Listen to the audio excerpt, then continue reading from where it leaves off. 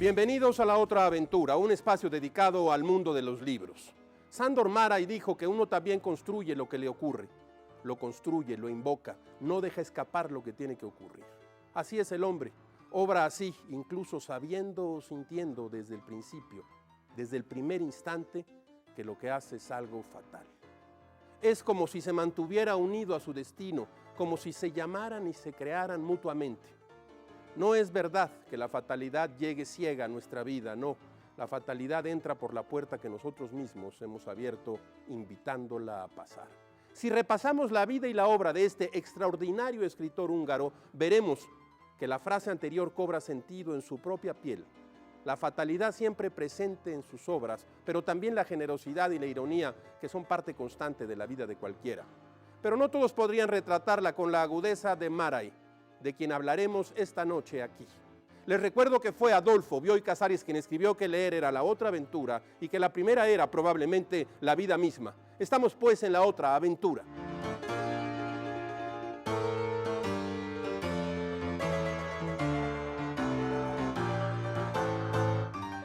Les cuento esto.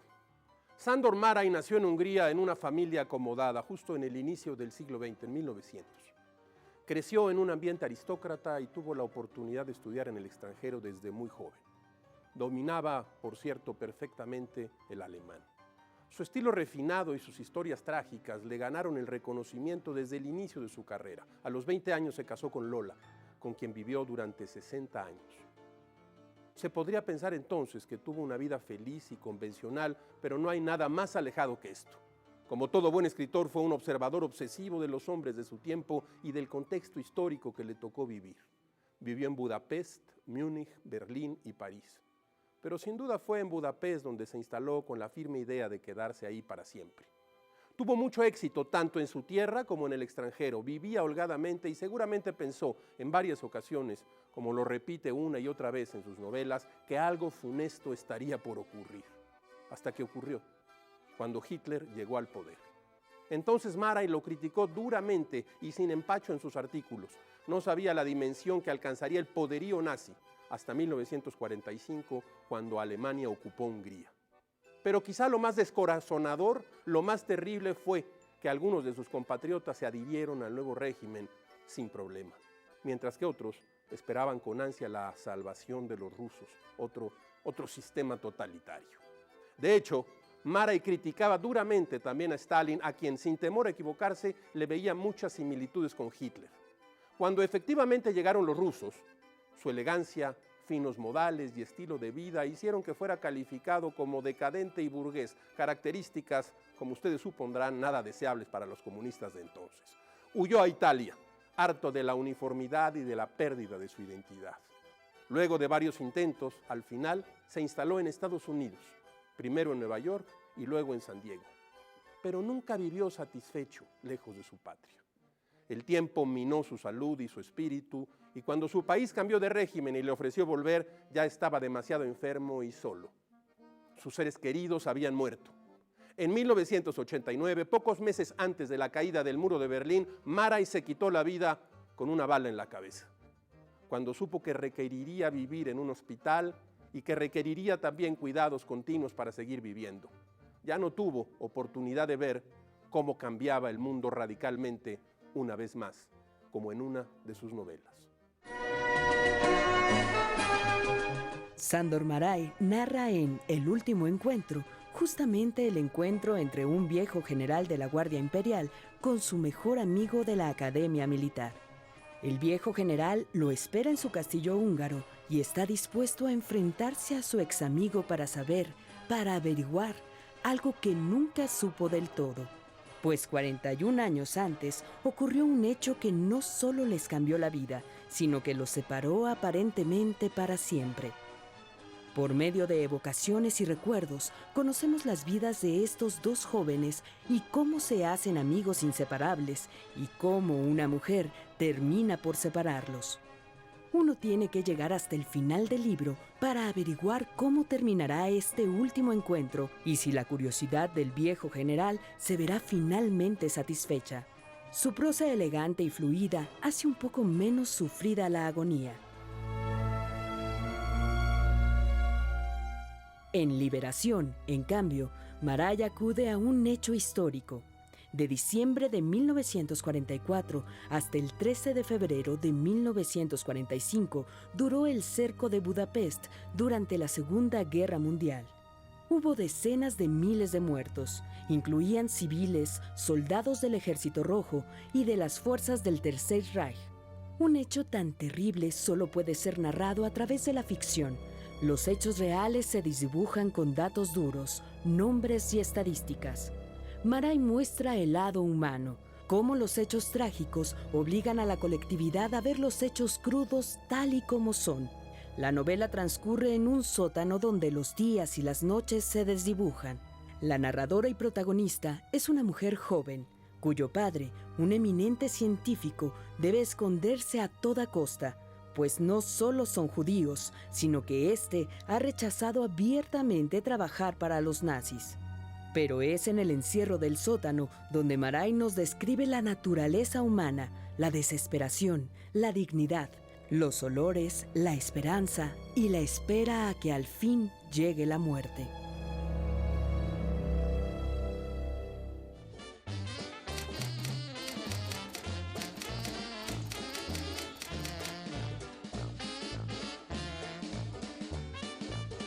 Tres libros, tres novedades para esta semana. Sergio González Rodríguez recibió el premio Anagrama de ensayo por su libro Campo de Guerra. Ahora nos entrega un nuevo libro en este género, digamos, anfibio, reportaje, crónica, relato. El robo del siglo. Dice González Rodríguez: a lo largo de mis investigaciones y en los libros Huesos en el desierto, El hombre sin cabeza y Campo de Guerra, he examinado las corruptelas, el auge del crimen, el desastre institucional y los gobiernos que incumplen la Constitución y los tratados internacionales. Se trata de la historia de Shenli Ye-gon, Copelas o Cuello. Es un trabajo notable de reconstrucción con tres fuentes muy importantes que tienen que ver con los expedientes de este caso, así como con entrevistas que le hizo González Rodríguez a agentes de la inteligencia. Hay una biografía notable que acaba de publicar Taurus, de Martin Gayford, Miguel Ángel, una vida épica. Yo digo que las biografías son novelas contenidas. Esta es una de ellas, es una reconstrucción de época, es un libro magnífico. A los 31 años ya se le consideraba el mejor artista de Italia y probablemente del mundo, pero para sus enemigos Miguel Ángel era arrogante, vulgar y excéntrico. Miguel Ángel, una vida épica, editorial Taurus. Un libro que se agrega a la historia de la lectura, a la historia de los libros, la historia de la escritura de Ewan Clayton, publicado por Siruela. Es un libro de reconstrucción, un libro histórico, erudito, que acopia conocimiento y nos arroja luz sobre el origen de la escritura, que es probablemente también el origen de nosotros mismos. La historia de la escritura, Siruela, Ewan Clayton.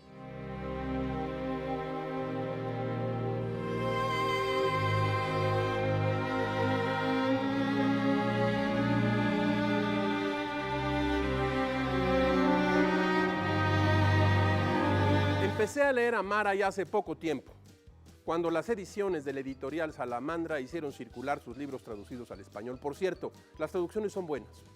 Primero leí La mujer justa, una historia contada por tres voces distintas, tres formas de ver el pasado, la vida, el amor. Maray es capaz de despojar al lector de todas sus distracciones para llevarlo al mundo de su historia. Escribió La mujer justa en los años 40.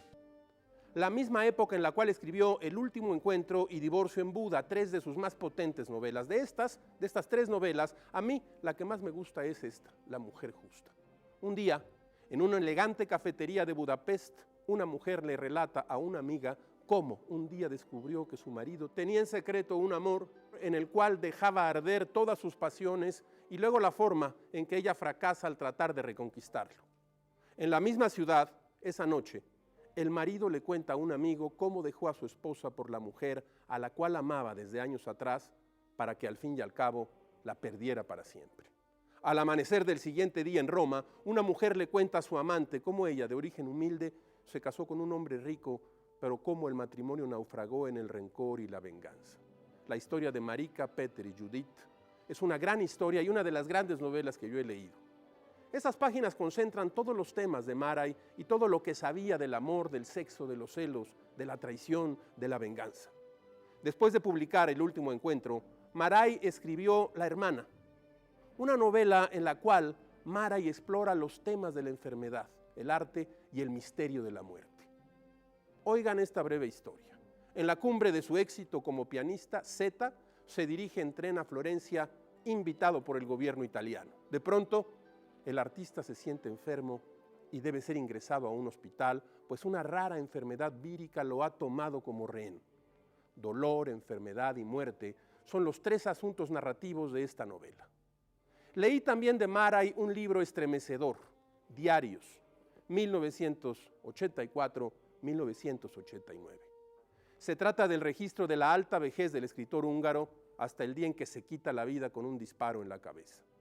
Si usted quiere leer de la vejez, de la soledad, de la tristeza que significa abandonar este mundo, este libro le revelará toda una vida oscura al final de las sombras.